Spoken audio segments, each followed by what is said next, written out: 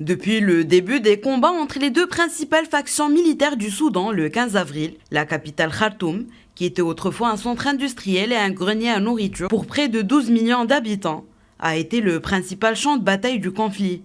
Conséquence, les usines et les fermes ont rapidement été détruites ou occupées par des militants. Une situation qui a contraint le pays à dépendre largement des importations pour combler le déficit alimentaire. Tout est très cher, même les produits de première nécessité comme les légumes et les fruits. Je me bats tous les jours pour acheter assez de nourriture pour un seul repas. Nous ne pouvons pas faire face à ces hausses de prix.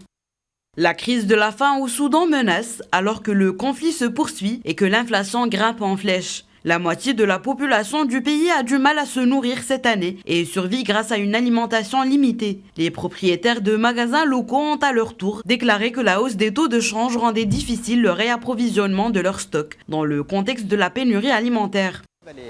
Lorsque nous vendons nos produits et que nous voulons les acheter à nouveau, nous constatons des hausses déraisonnables. L'instabilité du cours du dollar est un véritable défi lorsque nous voulons importer. Le gouvernement doit contrôler cette situation.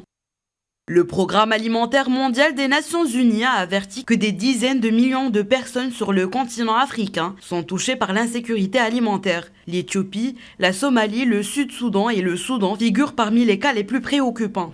Selon les dernières projections de la classification intégrée de la phase de sécurité alimentaire, plus de 20,3 millions de Soudanais, soit plus de 42% de la population du pays, ont connu des niveaux élevés d'insécurité alimentaire aiguë entre juillet et septembre 2023. Comparé aux résultats de la dernière analyse de l'IPC, réalisée en mai 2022, le nombre de personnes en situation de forte insécurité alimentaire a presque doublé.